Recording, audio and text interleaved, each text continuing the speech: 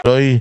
At syempre, dahil kay Pastor Apollo Kibuloy at dahil kay Inday, ito ang nangyari sa mga kupal na mga kalaban nila. Ayan, itong kumag na to, ito yung taga-tagig na kumakapagsalita, kumakanganga. At ito ang nagpa-content kay Grijalde. At tatandaan nyo ang mukha nitong punyetang ito ang nagpakulong kay Grijalde na hanggang ngayon, Grijaldo ba yun? Grijalde, Kernel, na hanggang ngayon nasa kulungan pa dahil mapagmalapis kayo sa kapangyarihan. Ngayon, ano nangyari? Nalaglag kayo. Ayan ang sinasabi ko sa inyo. Yung pagbatikos kay BP Sara, it can be a curse sometimes, hindi ba? Maganda yung layunin mo. Pero ano yan? Pero delikado. Puta, isa pa yan. Suksok mo sa ilong mo. Tangina, ito yung mga magagandang bagay na nangyari sa pagkawala ni VP Sara Duterte. Ito yung mga magagandang bagay eh. Ito yung mga napakahusay na mga kaganapan. Kaya sabi ko nga hindi tayo natalo rito sa eleksyon na to. Ang laki ng ipinanalo natin sa eleksyon na to dahil si Abante, si Fernandez, si Castro, lahat yan nagsipaglaglagan kahit sa senatorial ball, si Manny Pacquiao na mukhang mayaman na mukhang mayaman na panadero. Tinan nyo nangyari. Ayun, bagsak, kumpiyansa. Akala niya malakas siya. Akala niya mananalo siya, ganun-ganun lang. Ngayon, ano nangyari? Di napahiya ka.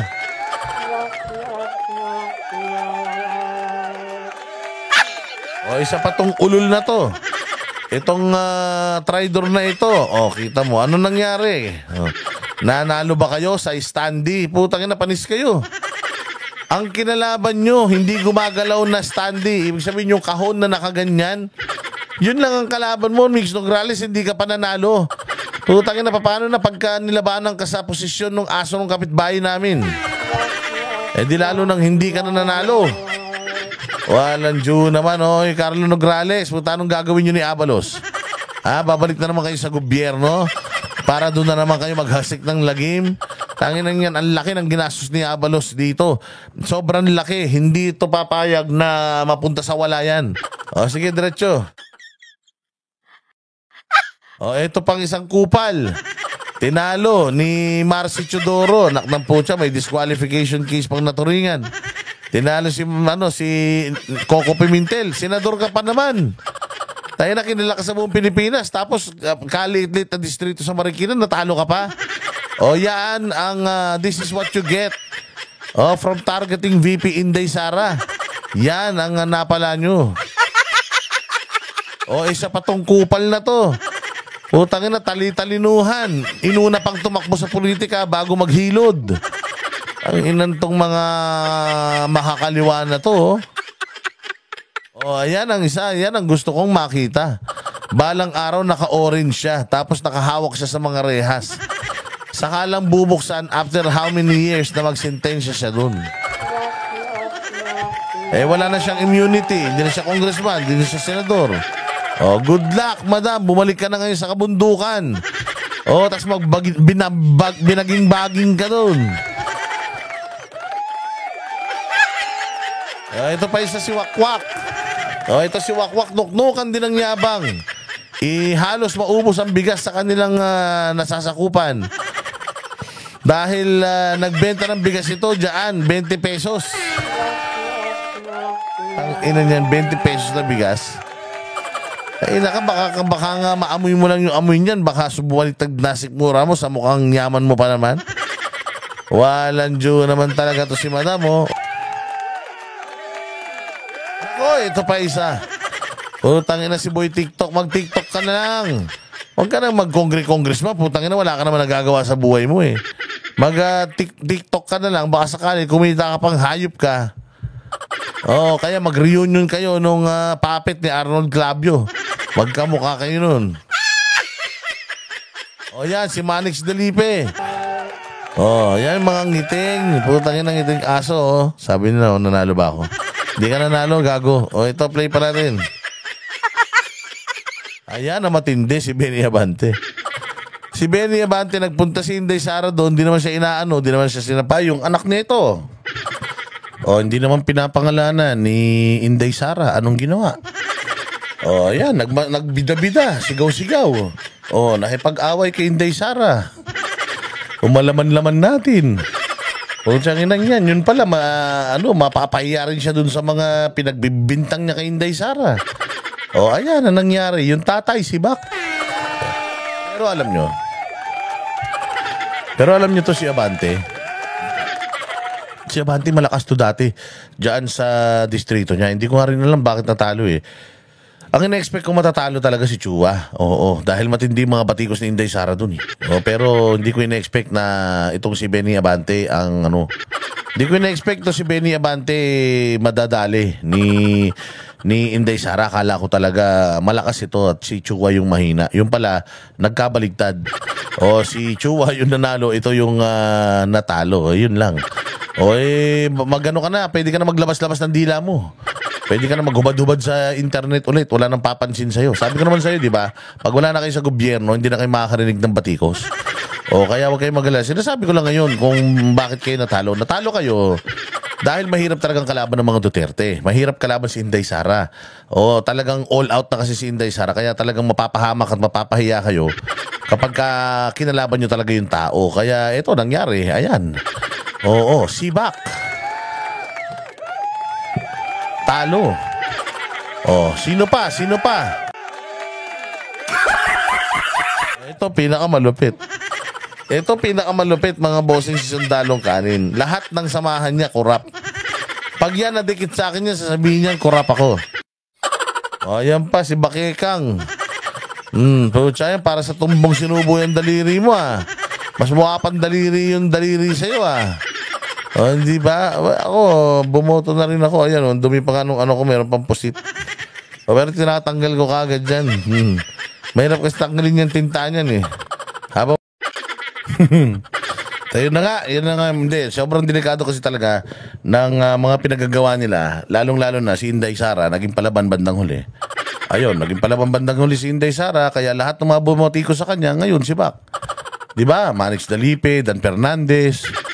ang dahil pang mga natanggal, mga makakaliwa, yun ang matitindi yan. Sila Castro, wala na talaga. Pati Bayan Muna, wala na. By the way congratulations sa Bayan Muna. Dalawang consecutive na eleksyon, natalo sila yung Bayan Muna. So ibig sabihin, tanggal na yung kanilang accreditation sa party list. Hay, salamat. Pero nakapasok yung akbayan, bayan mo sila mga akbayan dyan. Ilan na lang yan. Konti na lang, mauubos ng mga buwaka ng ilan yan.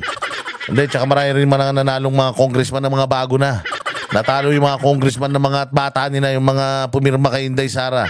May mga ilan nanalo, pero pabayaan na natin. At least, nagbago na ng kahit papaano dyan sa may Senado. Nagkaroon na tayo ng pagbabago. Kahit paano medyo naging favorable kay Inday Sara yung mga nanalong kandidato sa pagkasenado. Dito naman sa Congress kahit paano syempre kailangan na naman nilang magbotohan kung sino yung magiging Speaker of the House. Sana hindi na si Romualdez. Although nanalo yung Ako Bicol party list, pero tingnan natin kung anong mga mangyayari. Wala na yung mga yung mga kupal diyan, natalo na lahat. Yung mga nasa Quadcom wala na.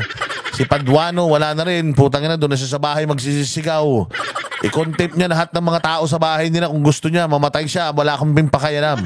Kayong mga dating mga congressman na banas tayo na wala na ngayon sa gobyerno, yan kayo barbers, wala na kami paki sa inyo. Kung wala na kayo sa gobyerno, halimbawa man natalo si Barbers, hindi ko alam kung natalo yan eh. Pero yan, sila Manix Dalipe, itong sila Abante, yung mga kupal yan, sila Zamora, Pam Zamora. Kahit anong gawin nyo, gusto nyo, putangin ninyo, magsugtukan kayo araw-araw mga talunan, walang problema. Hindi kayo kawalan, kahit anong gawin, masagasaan kayo, hindi namin kayo hahanapin, huwag na kayong bumalik. Kami ang boses ng masa, hindi natatakot. Katotohanan lang, di kami nalulunod. Walang bahid ng sismis, lahat ay totoo. Kahit sino ka pa, pag mali ka babanatan ka.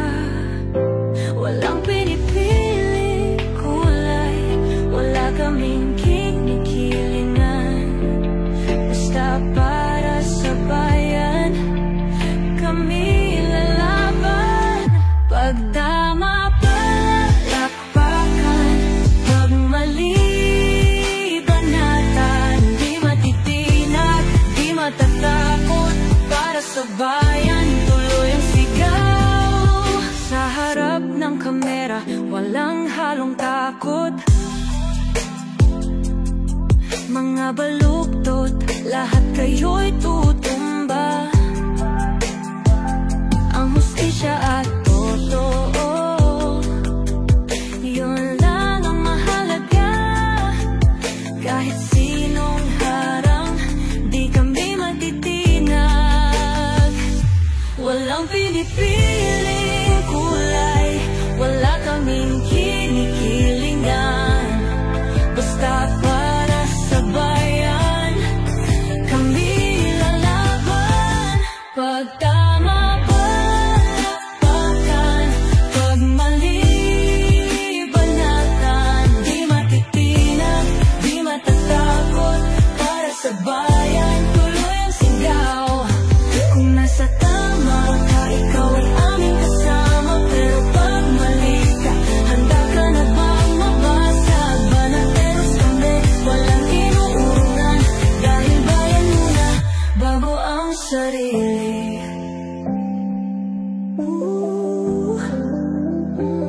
Bago ang sarili.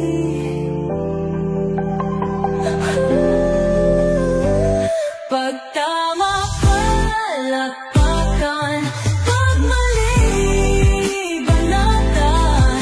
Banateros ang sigaw, katotohanan ang laban.